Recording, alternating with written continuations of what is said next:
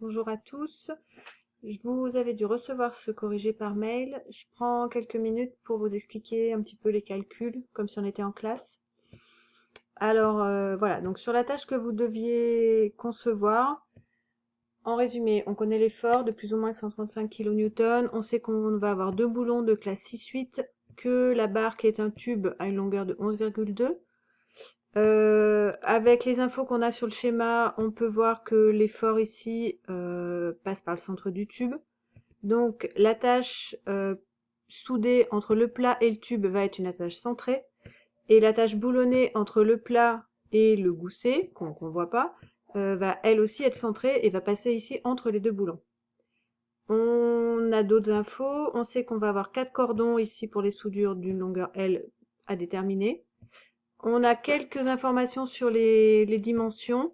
On a ici la dimension E2 qui va être de 25, la dimension E1 ici qui va être de 30. Et finalement, pour les boulons, la seule dimension qu'on ne connaît pas, c'est P2, puisqu'il n'y a pas de P1. Alors, pour les calculs, on vous disait déjà d'aller voir la relation 6,6 de l'Eurocode. Donc ça, c'est la relation avec la formule que j'ai remise ici de NPLRD. Pour vérifier que le tube va résister, il faut que la force appliquée, 135 N, soit inférieure à ce NPLRD. On arrange la formule, on trouve que A doit être supérieur à 574,5 mm², ce qui fait 5,745 cm².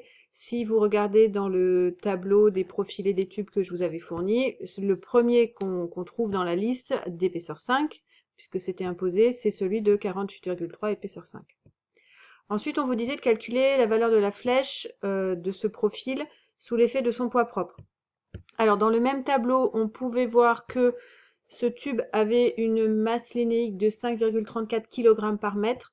Moi, j'ai pris x10. Certains parmi vous ont pris 9,81, mais bon, on va prendre x10 et ça surdimensionne au pire. Et on trouve donc du coup 53,4 N par mètre. Cette poutre est placée, on suppose, placée horizontalement, biarticulée, une longueur de 11,2.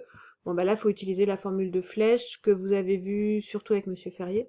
Donc 5QL4 sur 384 EI. Alors les erreurs qu'il y a eu, parce qu'il y en a eu pas mal, c'est des erreurs d'unité, comme souvent. La charge Q, donc c'est 53,4 N par mètre, que je mets en millimètres, donc je divise par 1000, donc 0,0534 N par millimètre. La longueur, elle est en mètres, je vais la passer en millimètres. Le module Young, il est en mégapascal, donc c'est bon, il est en newton par millimètre carré. Et le moment quadratique, il est en centimètre 4 dans le tableau, donc il faut passer en millimètre 4, et donc on fait x 10 puissance 4. On trouve ce chiffre-là. Certains parmi vous, vous m'avez mis un x 10 puissance 4 en bas supplémentaire, et du coup vous trouvez une valeur plus petite. Mais on trouve bien ce chiffre-là, qui donc est assez énorme, 321,6 mm, donc 32 cm de flèche. Si on doit conclure quelque chose, c'est que c'est beaucoup trop grand pour une flèche, que ça ne respecterait pas du tout la flèche admissible de L sur 200 ou L sur 300, et que certainement ce tube n'est pas fait pour être utilisé de cette façon-là, et que par exemple on ne mettrait jamais en toiture un tube d'une longueur de 11,2 mètres sans point d'appui intermédiaire. Voilà. Pour la suite, alors après on passait, on essayait de déterminer quel type de boulon on allait installer. Donc pour ça, il fallait se servir de la formule de FVRD, résistance au cisaillement. Le alpha V, le FUB sont connus parce qu'on connaît la classe des boulons. Faire attention qu'il y a deux plans de cisaillement, puisqu'on vous disait que c'était un montage en chape. L'attache est centrée, donc pas de problème, chaque boulon reçoit la moitié de la charge. Et donc, il faut vérifier que ce que reçoit chaque boulon, c'est-à-dire 135 000 divisé par 2, est inférieur à la résistance au cisaillement FVRD x 2. Dans cette inéquation, la seule inconnue, c'est le AS. On arrange un peu tout ça et on trouve que AS doit être supérieur à 140,7 mm². Dans le tableau des boulons dans l'Eurocode, le premier type de boulon qui convient, c'est des HM16, puisqu'ils ont un AS de 157 mm². Donc voilà, à partir de là, on part sur deux boulons HM16 classe 6-8. Ensuite, on cherchait à déterminer l'épaisseur du plat. Alors là, il y a eu pas mal de soucis. On va se servir de la pression diamétrale. Même chose, dans la zone des boulons, on a 135 000 divisé par 2 newtons qui vont transiter. Et il faut que la pression diamétrale soit supérieure à cette valeur-là. Pression diamétrale, donc voici la formule. On connaît le FU, le D, pas le T puisque c'est ce qu'on cherche. Et on ne connaît pas non plus le K1 et le alpha B. Beaucoup parmi vous ont utilisé la méthode qu'on avait utilisée ensemble avec les règles de conception, où on se débrouille pour avoir deux bases, un K1 égale 2,5 et un alpha B égale 1. Mais je vous rappelle que pour avoir ces valeurs-là, K1 égale 2,5 et alpha B égale 1, ça donne des conditions très restrictives sur les dimensions de E1, E2, P1, P2. Elles doivent être supérieures à des valeurs qui sont assez grandes. Et là, en fait, on n'est pas complètement libre de nos choix pour ces valeurs-là, puisqu'on a vu tout à l'heure que E1 doit être, enfin, E1 est égal à 30 et E2 est égal à 25. Donc, on ne peut pas se permettre là d'utiliser cette méthode-là. Du coup, j'ai utilisé la méthode classique. Par exemple, pour alpha B, c'est le minimum des 4 valeurs qui sont là. La quatrième ne compte pas puisque c'est du P1 et qu'on n'a pas de P1. Et du coup, bah, j'ai un alpha B qui vaut 0,56.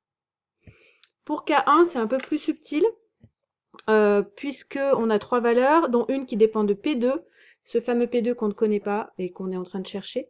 Donc ce que j'ai fait, c'est que j'ai enlevé ce paramètre-là, dans lequel intervient P2. J'ai pris que le premier et le dernier. Et celui qui me dimensionne, du coup, c'est le premier ici, 2,8 E2 sur des 0 moins 1,7 qui vaut 2,19.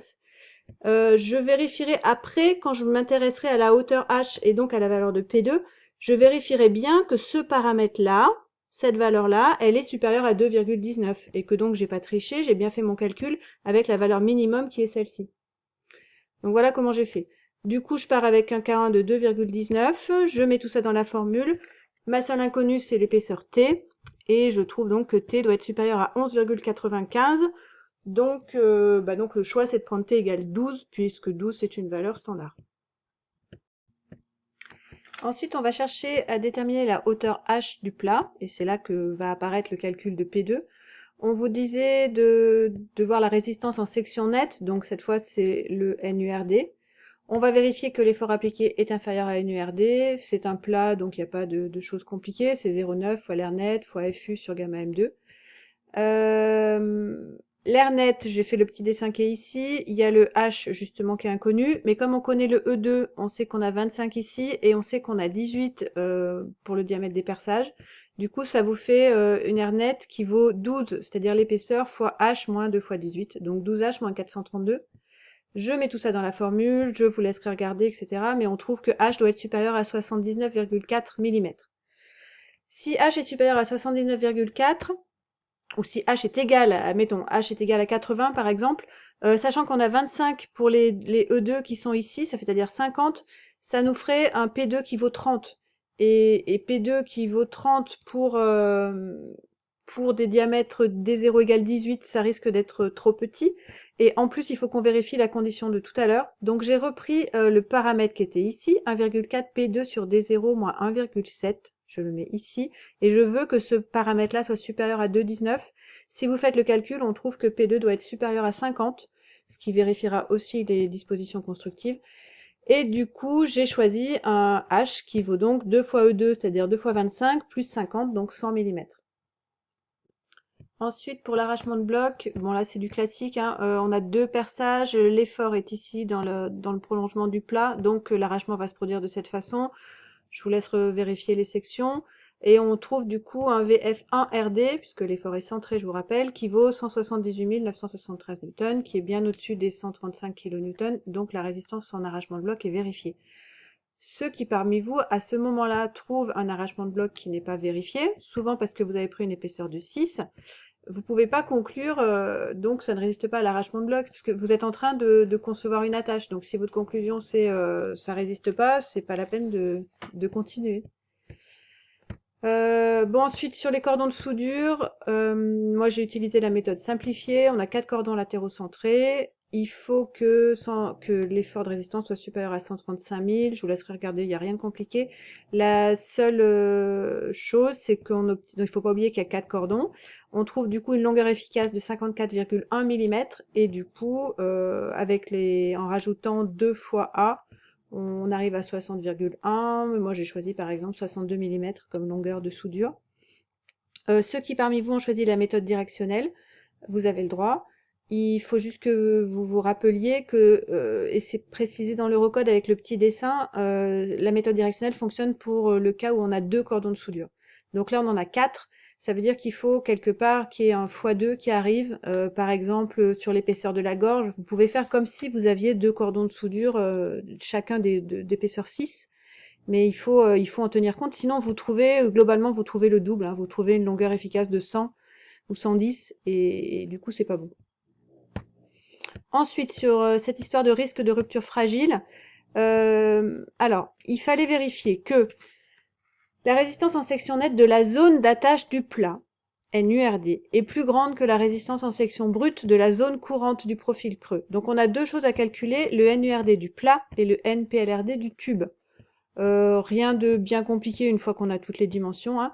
Donc, cette condition est bien vérifiée, donc on peut conclure qu'il n'y aura pas de risque de rupture fragile.